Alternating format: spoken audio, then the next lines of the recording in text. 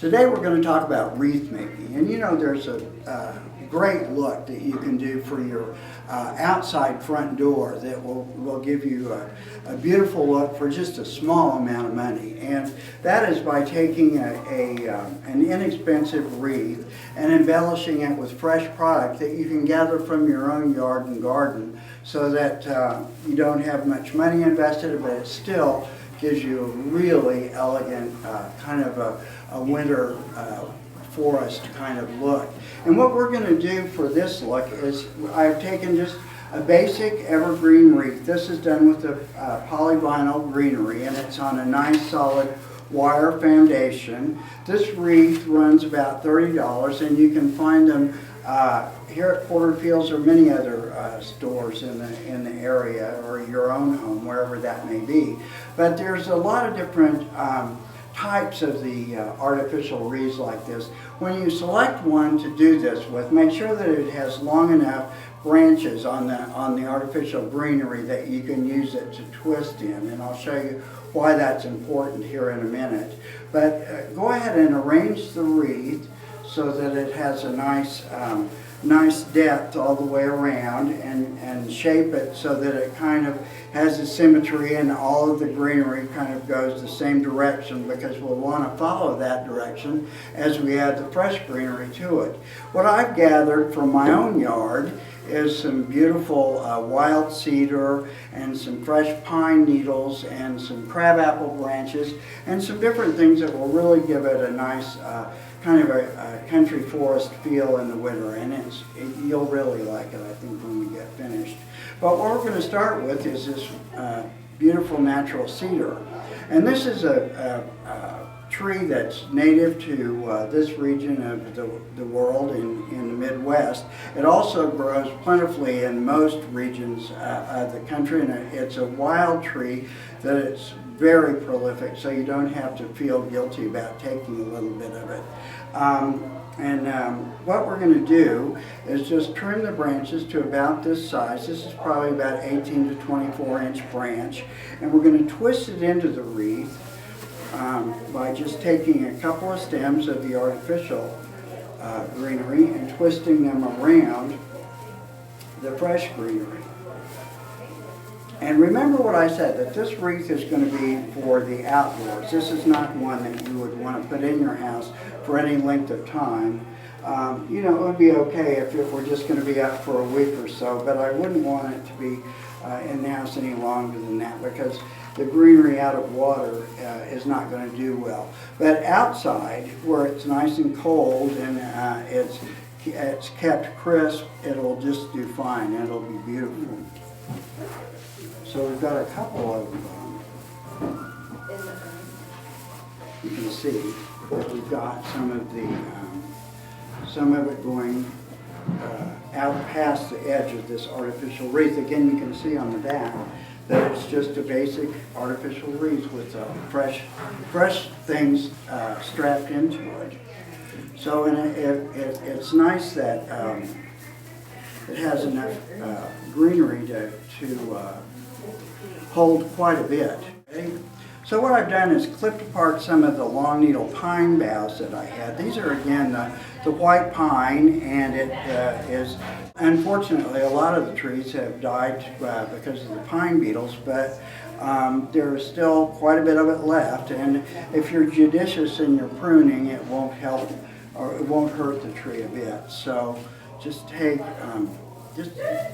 branches of this, and remember how I said to tuck in the stem so it doesn't show, and then just tie in, and you can kind of work it through the wreath like so. But see how it really gives you a nice, and you can just take a piece of the artificial like that and just twist it around it like that, and you can see that it really gives you a nice kind of a fun wilderness look.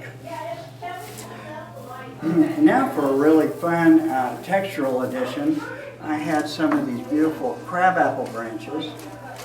My mom has a wonderful flowering crab in the backyard that poor thing gets robbed every year once it puts on the apples. So what I do is just take it like this, and like I said, tuck that branch into the wreath form. Just take these and kind of twist it together with the reel.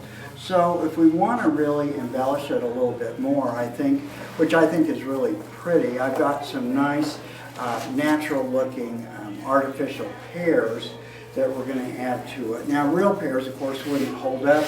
The crab apples will, however. They'll last well outside in the cold along with the pine and the cedar. But you know what we need are some nice focal points through here. What we've got is a lot of beautiful texture, but we don't have any place for your eye to rest. It's just too much going on, and I'll show you what I mean. These are artificial pears that we have here in the store, and they're priced by the bag, and they run about $15 for 6 or 7 of them. So, or you can buy them at at the hobby stores or whatever. Now, what I'm going to use to attach these to the wreath is a piece of heavy. This is florist wire, 18 gauge florist wire, but it has to be a really heavy gauge. You can buy, now I've used a heavy wire that you can get at the hardware store that's called baling wire, and that it comes on a spool and you can unroll it. It's really heavyweight. And so it will work the same way, but you'll have to cut it in shorter pieces. But what you need is you need the weight of the wire to be heavy enough to carry itself to poke through the base of this artificial fruit, because it's really pretty heavy stuff. And again, the way that I wired these pears is to just, you don't want to try to go all the way across it, because it's hard to hold it in the wreath that way and to arrange it so it looks good. But what you do is you just kind of go from corner to corner, like so. I think you can see what we're doing. Just go across like here and then bend it back. And you can see that with a heavy gauge wire like that, it really holds it securely. And I've got all the other pears wired here, so what we're going to do is, I'm going to hold it up so you can watch me do it. We're going to follow the 1, 2, 3 rule, which is we're going to group things in 1s, 2s, and 3s, and go around the wreath like so, and just poke the wires through, and then give them a twist on the back, and then bring it out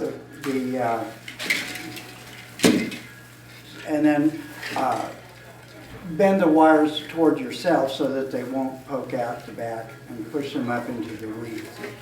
So there's a 2, here's a 1.